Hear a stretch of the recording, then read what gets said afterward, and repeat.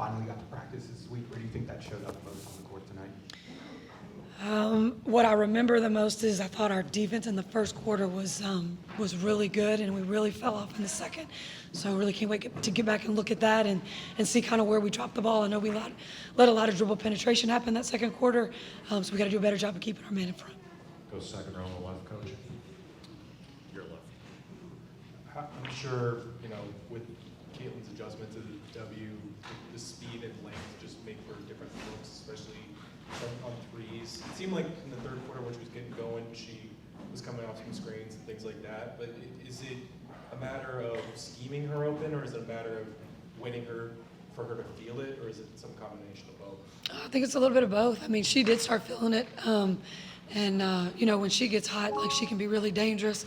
But we have to do a better job. We need to get her off some screens so she doesn't have to work so hard. I mean, her and a drag in the middle of the floor early in the shot clock, it opens up everything for everyone else, but the ball gets out of her hands. And then we've got to be able to spit it out or attack the rim right there. But I think she started feeling it late, which is, always a good thing for us. Christie, go first row right in front of you. Yeah, you mentioned the second quarter defense, and I also believe you didn't have a field goal for the final 7 minutes of that quarter. Just what broke down there, and how did you adjust at halftime? Yeah, I think we only had 14 in that quarter. We were letting people get by us, and then we kind of let our defense dictate how we were playing offensively. We weren't getting those stops like we were getting in the first quarter, and then we were getting out and running. We weren't getting those stops in the second, and then we just stopped executing. So we've got to be able to put those two together. Stay first row on the right to Matt.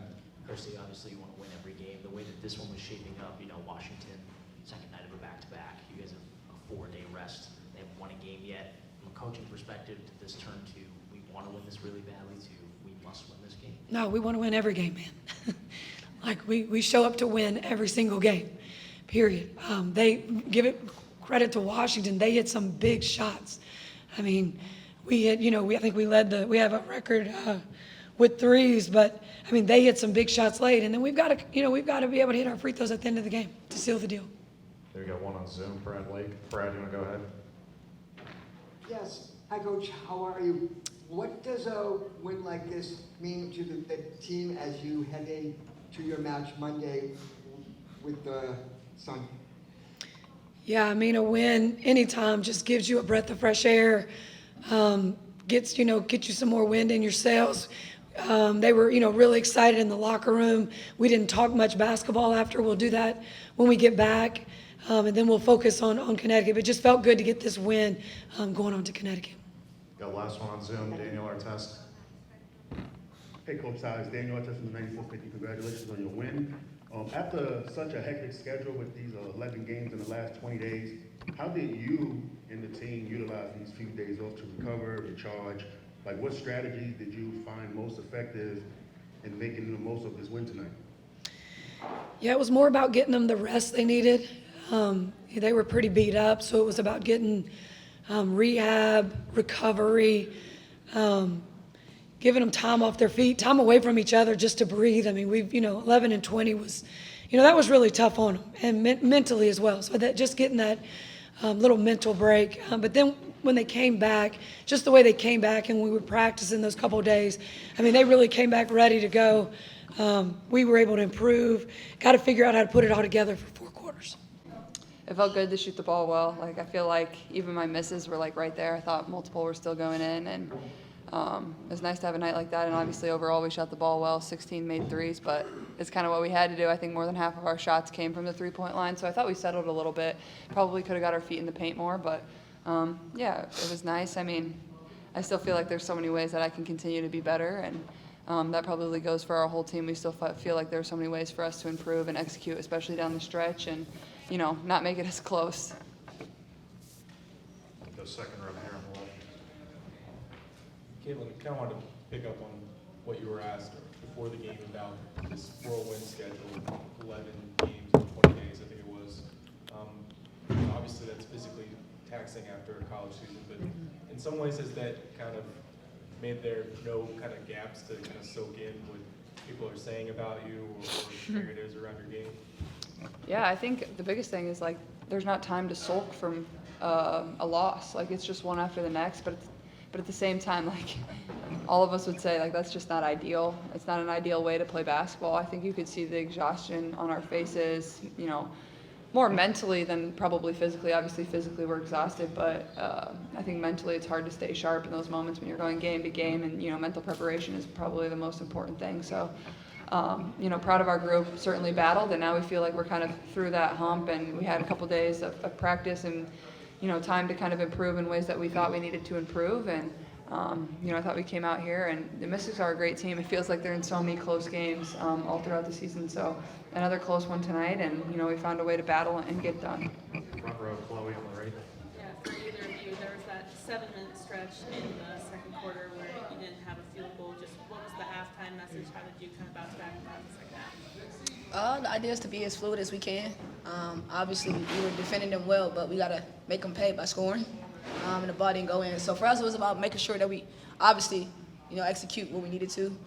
But that third quarter is always a big one for us. Third quarters are like can be our Achilles heel. So the transition for us from halftime to third quarter was to kind of stay focused on the first 5 minutes, and then being able to execute and defend at the same time. Second row on the left here. For either of you, coming off these last few days where you finally had a chance to practice some to get to take a breath, was there anything that you've worked on specifically over the last couple of days that you was able to shine through tonight?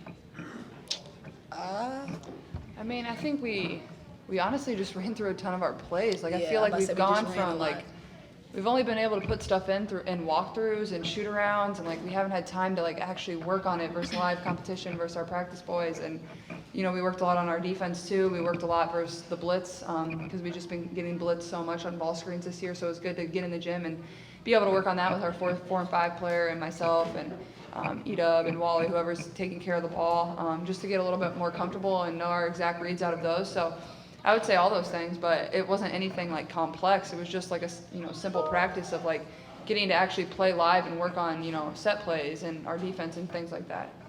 Go first row on the right to Matt. Hi, Caitlin. In the middle of your 7 threes, did you ever kind of pause and kind of consciously realize like, whoa, Kaylee's sister is guarding me on most of the possessions in this game? No, I did not think that. I feel like as a competitor, like, you don't even know who's guarding you half the time, I think. And I know Richard's guarded me some there in the third, maybe at the beginning of the fourth. So I think just, attack no matter who it is. Like, you can't get too frazzled about, if it's somebody really great guarding you, or no matter who's across from you, you just want to dominate and have that mindset. And I don't even know if her and Katie Lou talked to each other during the whole game, so. You got 2 on the second row on the right. Start the first one on the aisle. Caitlin, you had that stretch in the second half where you're hitting 1 3 after another. What's that like? What goes through your mind of like it's falling and it's all working? Well, I started off missing my first 2, so it was kind of annoying because both of them were pretty open. But I think just keep shooting. That's what shooters do. And honestly, I thought my teammates set really good screens. And I think that just shows, like, when you set and use screens, like, no matter what you're running, even if the other team knows it, like, it can still be really effective. Katie Lou set a couple of really great screens and got me open. So I was just able to create off of those. And, as a shooter, once you see, 1 and 2 go in, the basket just looks bigger and bigger. So that's kind of what I was feeling. Go second row far right. Hi, Caitlin. Reflecting back on you envisioning what it would be like in the WNBA, what surprised you the most in terms of how things have gone for you so far this season? Any big surprises that stand out in your mind, something maybe you didn't expect? I wouldn't say anything surprising. The physicality is, I knew what I was getting into. Maybe some people didn't really know what was the circumstances of the WNBA, but me personally, I know, this is one of the best leagues in the world. The players are really, really good, so I wouldn't say anything surprising. Like, I've been a big fan of this league all my life. Like, you're starting a new chapter and a new part of your career, becoming a professional athlete. Not everything's gonna click overnight. That's not what this is, but keep working and keep grinding, and it'll come over time. You got back row on the left here, guys. Caitlin, this morning you mentioned you take a second, being that this is your first season, to walk around, soak up the gym, soak up all these experiences. You said every city and every gym is unique in its own sense. What was unique about this experience tonight? The crowds never get old. I think, they're great. I think at times they might have been cheering for us. I'm not really sure. I could have sworn they were booing when calls didn't go our way, but maybe I was just being a little delusional. I'm not sure. But I mean, it's just really fun. It's fun to see people in fever gear. It's fun to see people screaming about women's basketball. You know, that's not anything you take for granted. And I'm just lucky I get to play this game because there's a lot of people that would kill to be a part of this league. It's the hardest league to be a part of. A lot of people that would kill to be on this team and get to play in front of fans like this. So I'm just grateful, honestly. The last one, third row on the left. For Kelsey. Yeah, I'd love to speak for Kelsey, both of you. I was just looking it up, and I think this is right. I'll have to double check, but there were more than 20,000 people here tonight. And I think that's the most people who've watched a Fever game this season. And you know, Kelsey especially, like having played for the Fever last season. You know, it's not your rookie year. Like, does that feel different to you playing in front of 17,000, 18,000, 20,000 here tonight? I mean, it's more than the Wizards typically get here. You know, so like, how does that feel? I think I'm a part of history, so shit, I'll take it. Obviously, it's a good thing for women's basketball. I'm playing alongside this kid, so it makes everything, you know, a little bit more dramatic, and like the people are coming out to see this person. So we just do what we can. We embrace it. I'm pretty sure our organization can feed off of it. Our, you know, state of Indiana. So I think for us, we're going to utilize this energy for as much as we can possibly use it, and be happy that the women's basketball and the game where it's going is pretty positive. So.